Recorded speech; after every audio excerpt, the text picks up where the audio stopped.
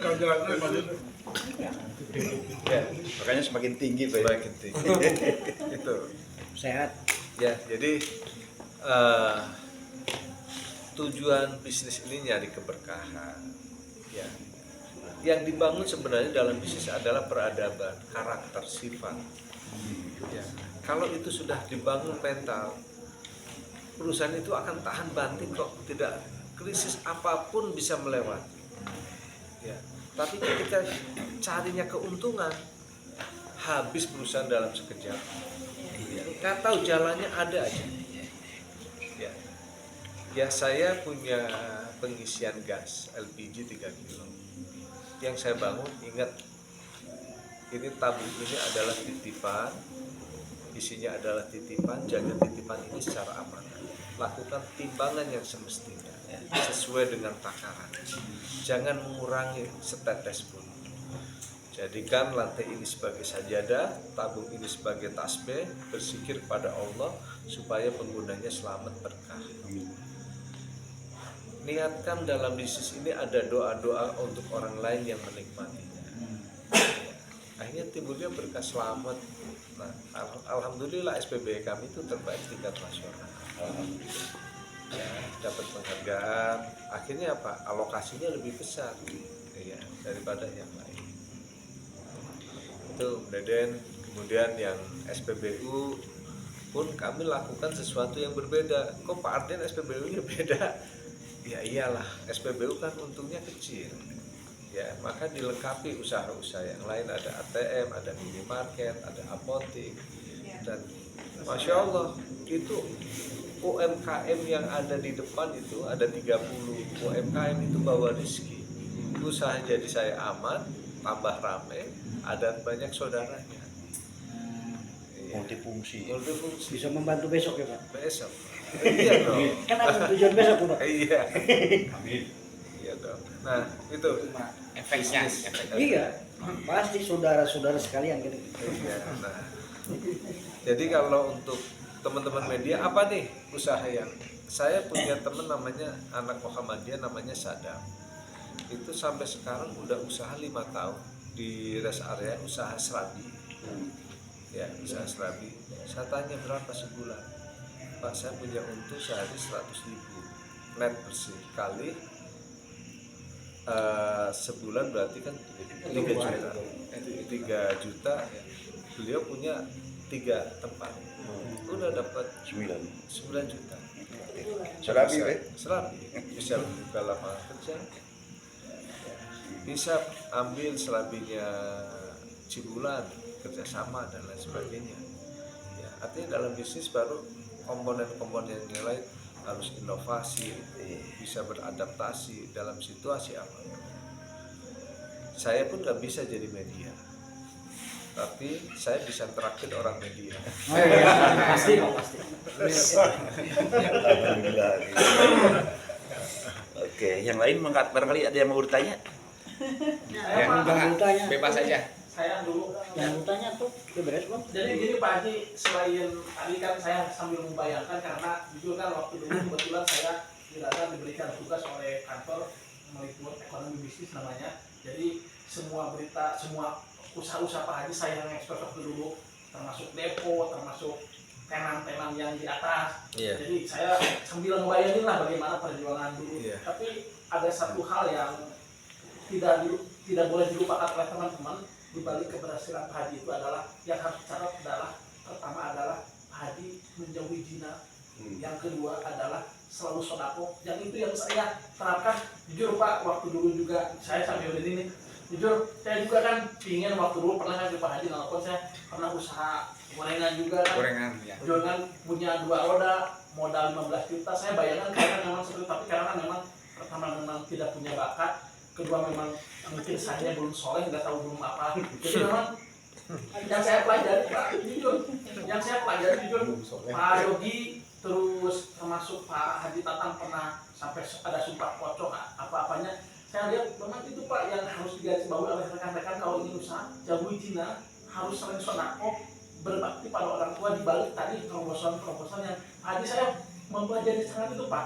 Jujur Bapak kan maafnya saya sebagai media tidak pernah Pak Hadi ngeliwat kan nyari cewek atau gimana, jujur itu Pak. Jujur Pak, karena memang Jadi rapi gitu ya. iya, rapi. Karena kan jujur Pak, Tapi kan masih ada dong.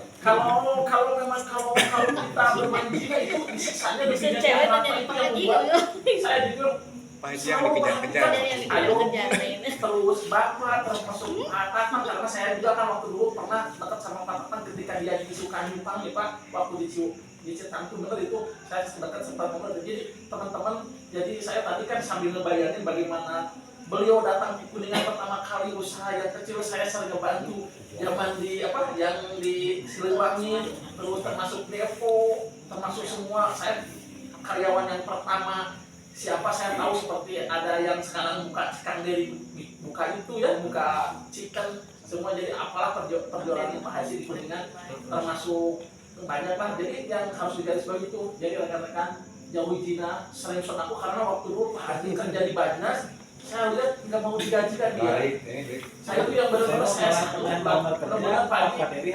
Saya juga hatu nuhun, jadi memang itu rekan-rekan, jadi saya menambahkan mengingatkan kan tadi Pak Haji lebih ke arah tadi kan inovasi itu kan tidak disebutkan bahwa saya tidak tekan itu mah lebih ke arah personalnya, tapi memang itu rekan-rekan yang paling penting Haji paling bagi-bagi gimana uang dari usaha itu dibandingkan CSR-nya. Kalau dipikir-pikir kan sehari berapa dia nyumbangnya, maka sangat luar biasa. Itu memang dikasih dari Allah, dia kasih lagi ke orang miskin, itu yang doanya yang luar biasa seperti itu. Ya memang Mungkin memang ini Pak masih Haji hidup.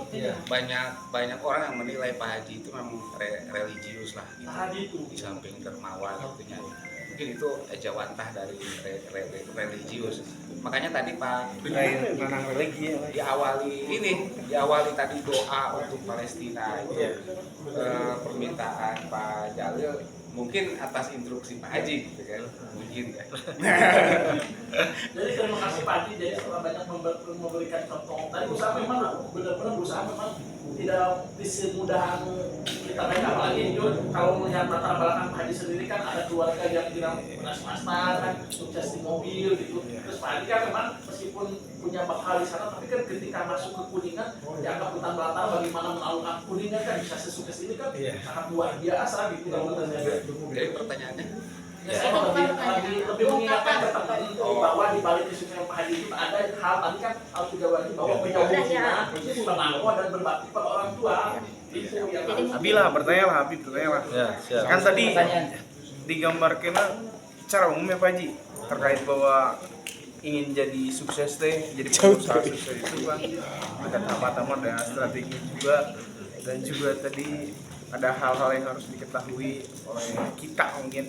Yang ingin spesifik saja yang saya tanyakan Pak Haji, yang sebenarnya yang cocok buat wartawan ini apa sebenarnya usahanya tuh? Tadi belum dijelaskan usaha apa sih lebih spesifiknya tuh? Ya, terima kasih.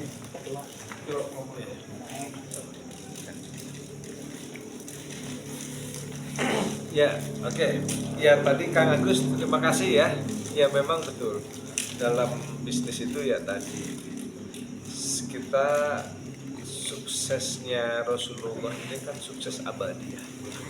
Sukses yang tidak pernah lekang zaman sampai kapan.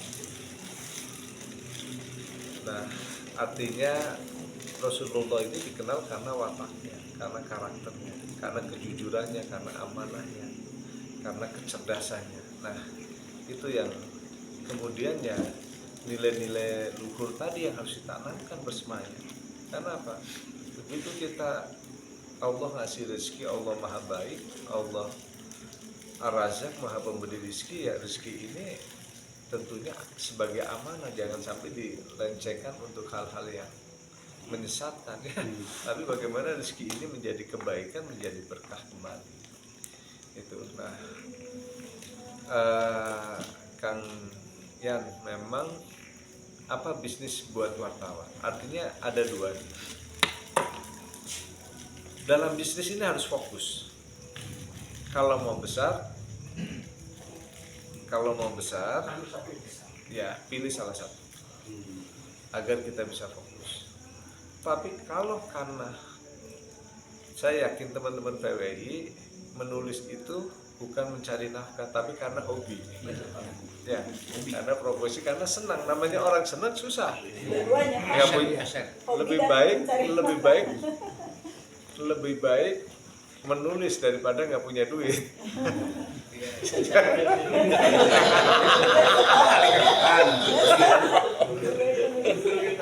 Lebih baik menulis dan punya duit kan. Dua-duanya ya. Jadi berita nomor wahid, uang nomor 1. Iya. Nah, jadi Kang Yan, pertama kalau mau fokus, ayo total all out total. Ya. Yang kedua, tapi saya yakin nggak bisa karena memang seneng. Namanya orang sudah seneng kepada nulis, berkarya, ya. Ada usaha yang bisa disambi. Contoh saya bikin usaha yang bisa disambi. Saya franchise Apotika 24. Ya. Saya usaha apa lagi yang bisa disambi? Ambil franchise minimarket. Ya. Ambil franchise kopi Kenangan. Ya. Ambil franchise apotek, apalagi banyak lah. Atau klinik atau apa. Ya, bahkan tadi yang skalanya lebih kecil lagi ada. Ya. Kalau dalam bisnis apa maksudnya? Surabi Saya maksud saya begini. Kalau dalam bisnis mau fokus, ya tadi kita iya betul. pilih mana nih, mau jadi konglomerat dalam waktu dekat atau jadi konglomerat pelan-pelan. Paling pilihannya yang pelan-pelan ya. Yang pelan-pelan. Pelan-pelan. Ya. Nah, kalau pelan-pelan berarti tadi jangan bisnis yang melibatkan banyak pikiran dan tenaga dan waktu. Ya, tadi dengan cara franchise. Kuncinya itu. Ya, franchise. Kang Yan, franchise kan ada macam-macam, bisa baca dulu literaturnya, mana nih yang punya masa depan. Resikonya minim ya, karena memang kita tidak dalam arti tidak, kalau menu tidak tulang kita udah disediain gitu. Resikonya kecil, ya resikonya sedikit. Ya, ini banyak dilakukan bisnis, pejabat ini banyak yang bisnis Alfamart. Iya.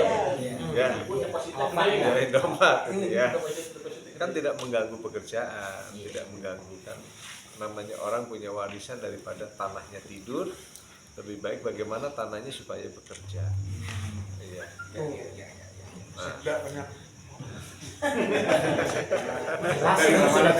Udah jangan kenapa-kenapa.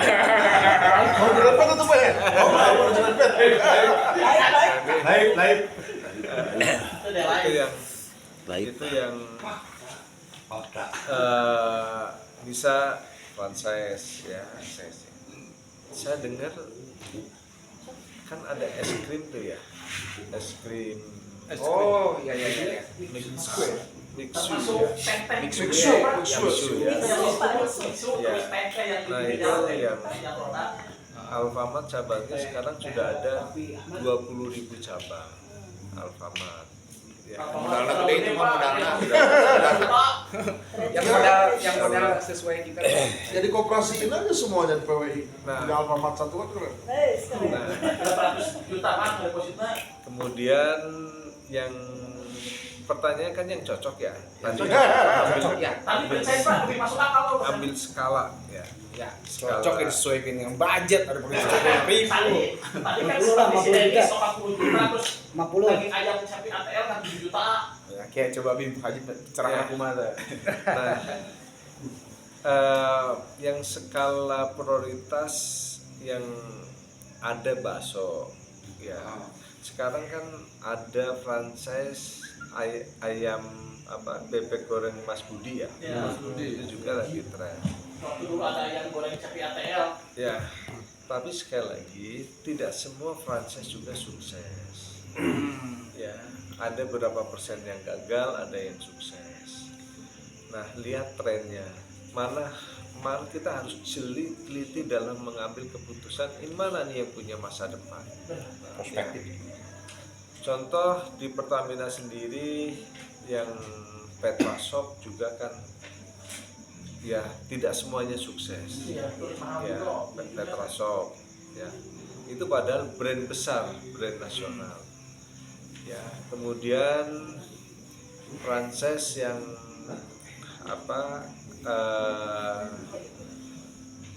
banyaklah kalau dipelajari ya, nanti kita cari literatur mana yang sukses. Yang salah satu sukses adalah Kopi Kenangan juga sukses di Kuningan. Ya, kemudian kalau besar KFC, kemudian Pizza Hut, ya, Starbucks, ya itu yang skala besar. Skala kecil ya tadi ada Martabak Denis, itu kan franchise. Iya. Ya, Termasuk itu teh apa? Suket. Suket yang di Pramuka itu ya. Yang di Oke bukat bisa ya. oh oke bukat, betul. Oke bukat itu bagus. Bagus suket dia susu ketan di jalan Pramuka di si Ali Tapi trennya terturun ya. Turun emang Yang mana? Suket trennya menurun. Waktu dulu pernah booming dia punya suket. Yang belum ada di Kuningan itu Galeto. Galeto itu es krim krim. yang Tapi mahal itu. ya itu belum ada. Nah, artinya banyak sekali yang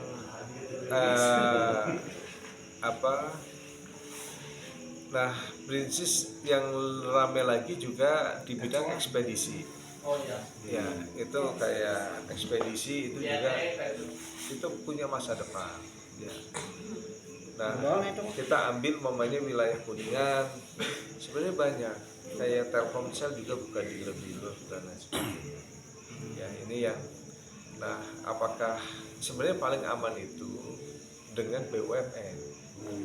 Ya, itu yang mamanya contoh ambil dealer Telkomsel.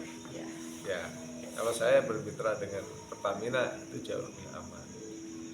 Nah ini, tapi kan kita bicara skala, ya skala. Nah, tapi yang terpenting tadi punya Martabak Denis 100 dengan punya SPBU 5 lebih baik punya Martabak Denis 100. Iya. Keuntungannya lebih besar Martabak Denis. Gitu Kang ya. Siap. Oke, mungkin kalau Denis kan orang lihat banyak SPBU bergengsi. Ya. Nah, keuntungannya berapa sih SPBU? 2%, 3%, Martabak Denis 30%. Oke, ini maaf saya nanya lagi ya. Yang Maman, ya. Tadi bicara tentang keberhasilan, kemudian diawali dari perintisan begitu. Iya. Yang kita ingin tahu ini bagaimana ke arah perspektif dengan modal kecil, apakah memang dibolehkan untuk modal ini meminjam dari bank atau seperti apa? Jadi mungkin bagusnya modal, kalau tidak punya modal banget atau kumpul lah. Nah gitu, seperti apa begitu ya. Sawah dulu gitu. Kemudian yang kedua, ini pertanyaan saya yang kedua ini spesifikasi ya kepada yang sudah berhasil dan sukses di bidang usaha. Yang ingin saya tanya ini, terpengaruh tidak usaha-usaha yang Bapak bidangi sekarang ini dengan rumor terjadi suatu peristiwa perang besar Palestina dengan boikot berbagai jenis perusahaan yang berasal atau mungkin ada dari Israel, mungkin sedikit memberikan satu ini. Ya. Kalau pertama modal ya, Yeah. apakah dari bank? Jujur kalau bisa dihindari. Hindari dulu. Ya, karena resiko dengan bank ketika tanda tangan kita harus setiap bulan harus mulai kebayar langsung. Ya. Modal mulai dari seadanya. Ya. Nah, setelah mulai jalan pun harus terukur. Apakah hanya untuk modal kerja, jangan untuk investasi. Umpamanya mamanya 100 juta, boleh yang pinjam bank 20 juta atau 30 juta. Supaya aman. Iya. Ya, resiko. Dan kalau mamanya begini, punya martabak ada 10. Boleh yang untuk menambah buka cabang, maka yang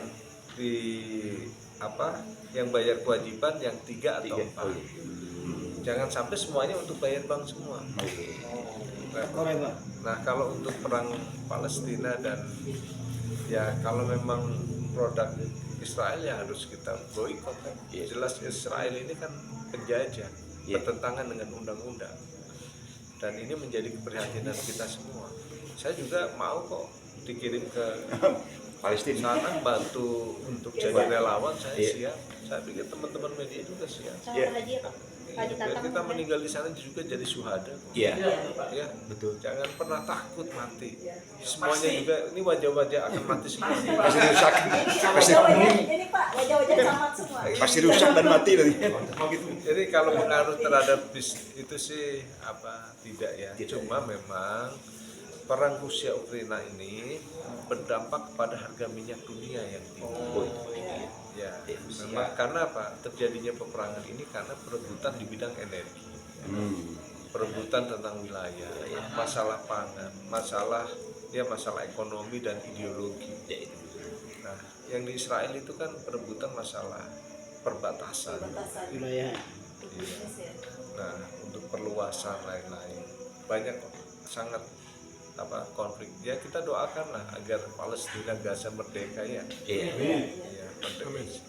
Kalau bisa jangan doakan, kita bikin aksi bersama-sama. Oh siap. Ya. Itu Kang Maman. Iya. Cukup mau makan dulu? Cukup bertanya. Saya boleh. Boleh. Ada mic Kak Erik. Pak Jalil Prolog tahu lah panjang-panjang. Kalau aku mah realistis saja, karena kalau usaha mah dari kecil saya udah sering usaha. Saya waktu kecil kelas 6 mau ke kelas 1 SMP, ibu saya tuh di rumah sakit sampai 7 bulan. Sakit Saya ya maksudnya. di rumah sakit bener. Sakit 7 bulan. 3 bulan di Cigugur, 4 bulan umum. Saya gak dapat uang jajan apa. Saya dikasih dari uang dulu tuh 5.000 dari rumah sakit umum mau